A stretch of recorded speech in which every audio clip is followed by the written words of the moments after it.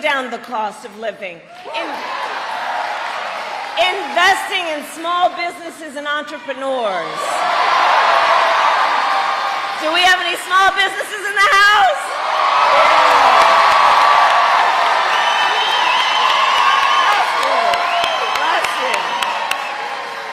We believe in fighting to protect reproductive freedom.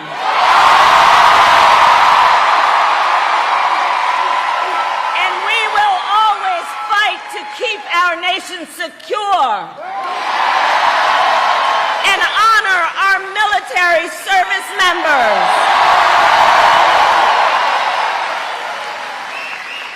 These and so many others are the issues that matter to you and your families, which is why you have taken the time out of your very busy lives to be here this evening. But that is not what we hear from Donald Trump. We don't hear about these issues. Instead, from Donald Trump, it's the same old tired playbook. He has no plans for how he would address the needs of the American people. He is only focused on himself. Well, folks, it's time to turn the page. It's time to turn the page. And America is ready for a new way forward.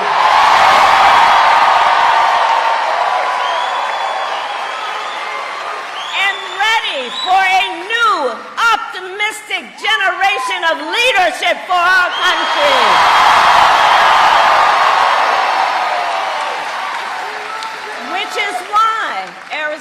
Which is why Democrats, Republicans, and independents are supporting our campaign.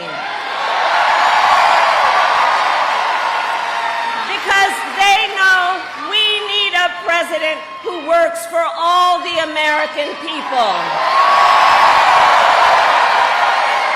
All the American people, because we know we have so much more in common than what separates us. And we are exhausted with those who would try and have us as Americans point fingers at each other. We're tired of that. Enough. Enough. And fighting on behalf of the American people has been the story of my entire career. I've only had in my career one client, the people.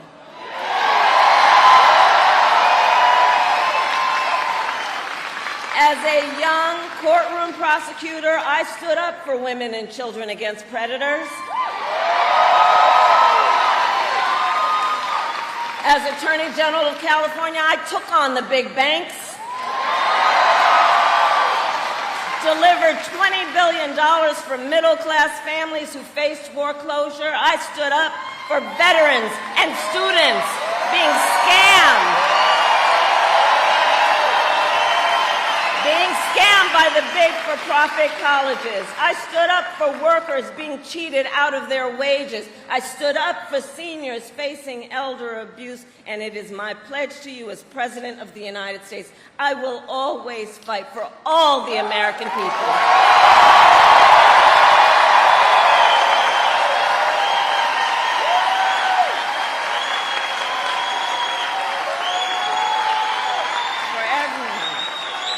Together, we will build a brighter future for our nation.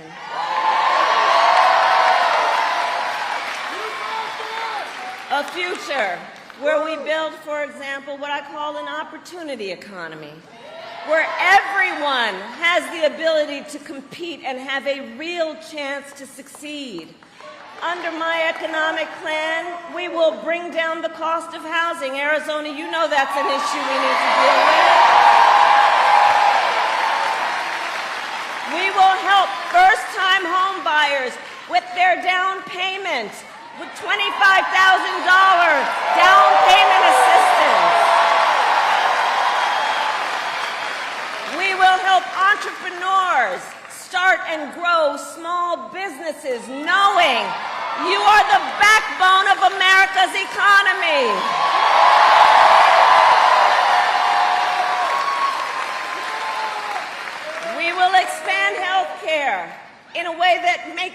Medicare cover home health care for seniors.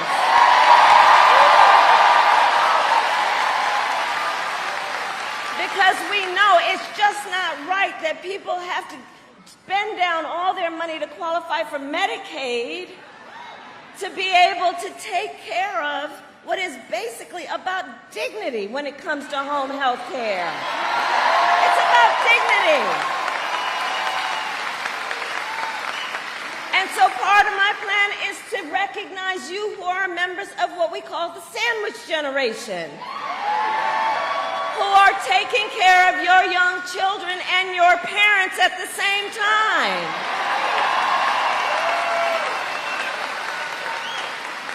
Knowing what that does in terms of the emotional, the physical, the mental burden that you are carrying, just trying to take care of your family. And we need to have policies in our country that see you and lift you up, knowing it is a matter of dignity and just what is right.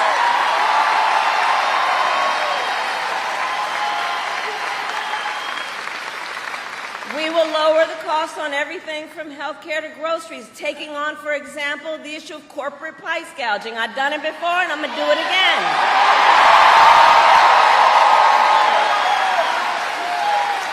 We will give a tax cut to 100 million Americans, including $6,000 during the first year of your child's life to help you be able to buy a crib or a car seat or all the things you need at that critical stage of your child's development. And all of this is to say, I will always put middle-class families first. I come from the middle class. I come from the middle class. And I will never forget where I come from.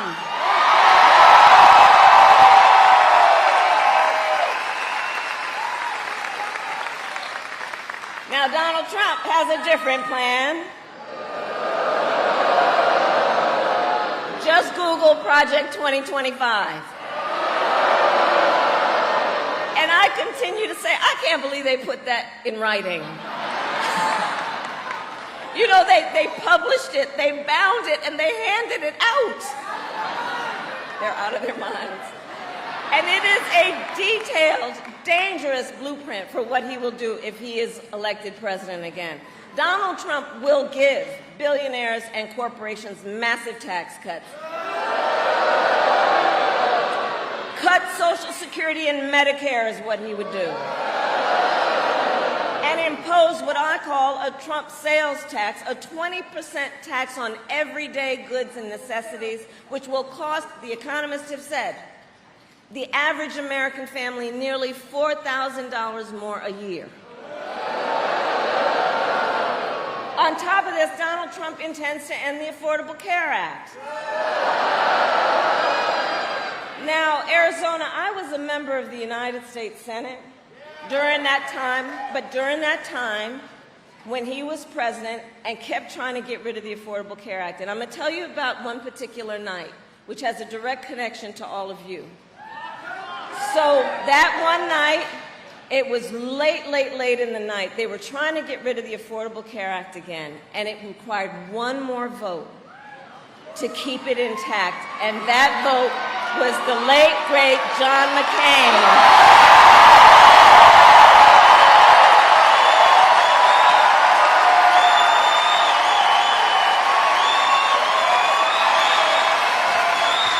A great American, a war hero, John McCain. And I'll never forget that night. So we're all standing in the chamber, and we're waiting.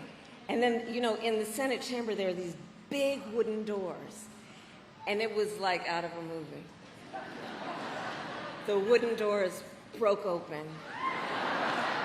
And John McCain came walking into the well of the United States Senate and said, "No, you don't. No, you don't.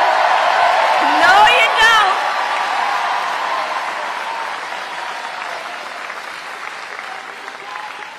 But Donald Trump is trying to get rid of the Affordable Care Act still. And here's the thing.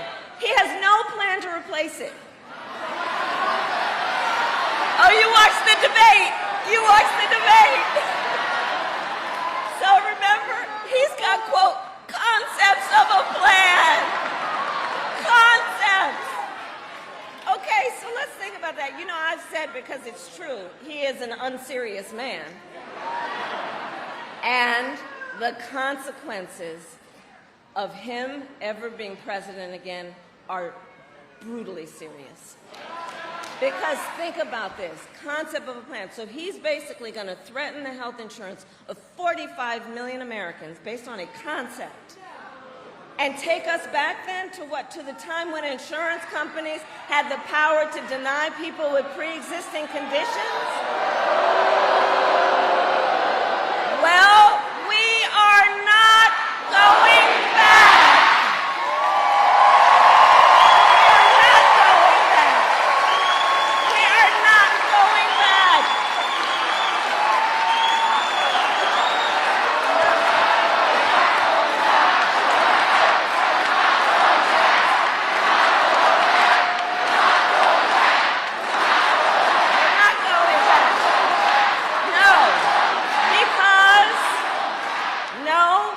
We will move forward. Because ours is a fight for the future, and it is a fight for freedom.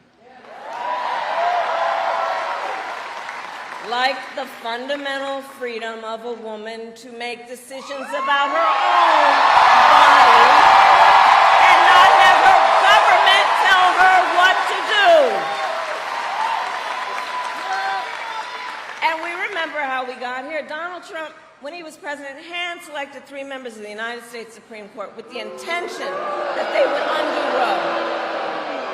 And they did as he intended, and now more than 1 in 3 women in America lives in a state with a Trump abortion ban, including, right here in Arizona, 3.5 million women. And many of these bans, like the one in this state, have no exceptions even for rape and incest. It is immoral. And I know we all know one does not have to abandon their faith or deeply held beliefs to agree. The government should not be telling her what to do.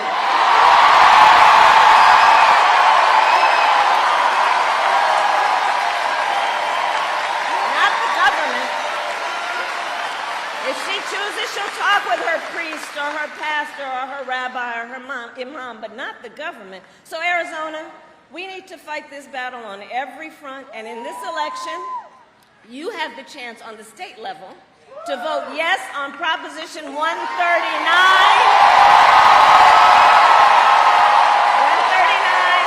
and protect your right to make your own health care decisions.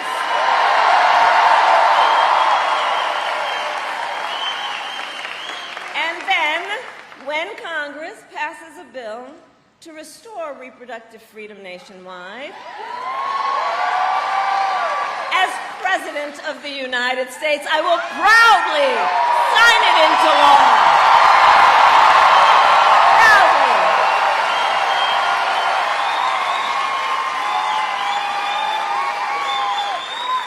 But look, in addition to that, you know, I'm traveling around the country, and across our nation, guys, we are witnessing a full-on attack on hard-won, hard-fought freedoms and rights, fundamental freedoms and rights, like the freedom to vote, the freedom to be safe from gun violence, the freedom to love who you love openly and with pride,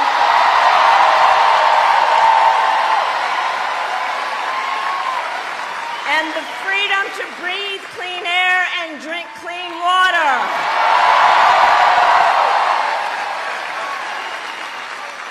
A topic that looms large here in Arizona, and I know that topic well. I worked on drought resilience for years and helped secure historic resources for communities across the West to invest in water infrastructure, water recycling, and water storage. And I promise you, as president, I will continue to invest in drought resilience so that communities like those across Arizona have what you need to thrive.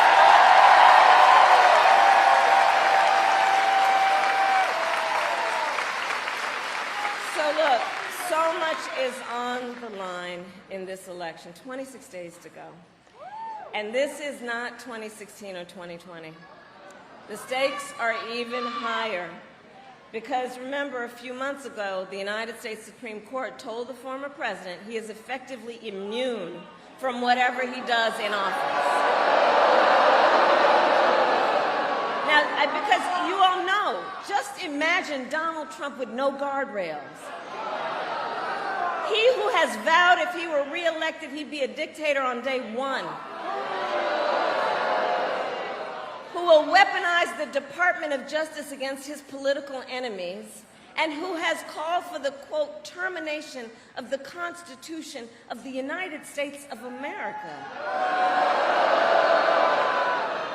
And let us be clear.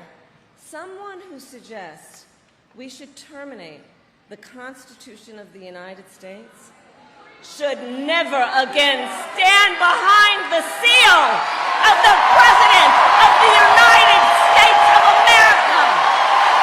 Never again. Never again. Never again.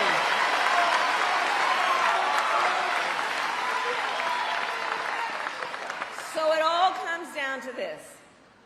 Generations of Americans before us have led the fight for freedom, and now the baton is in our hands. The baton is now in our hands because we here know what is at stake, and we love our country. We love our country. We love our country. And I do believe one of the highest forms of patriotism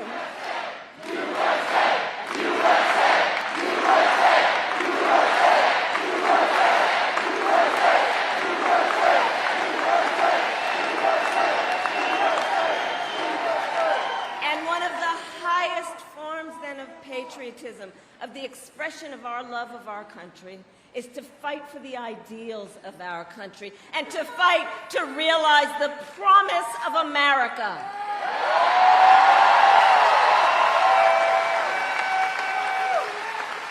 So the election is in 26 days. Here in Arizona, early voting has already started statewide. You can cast your ballot today or any day between now and November 5th. So now is the time to make your plan to vote. And if you have received your ballot in the mail, please do not wait. Fill it out today, return it in today.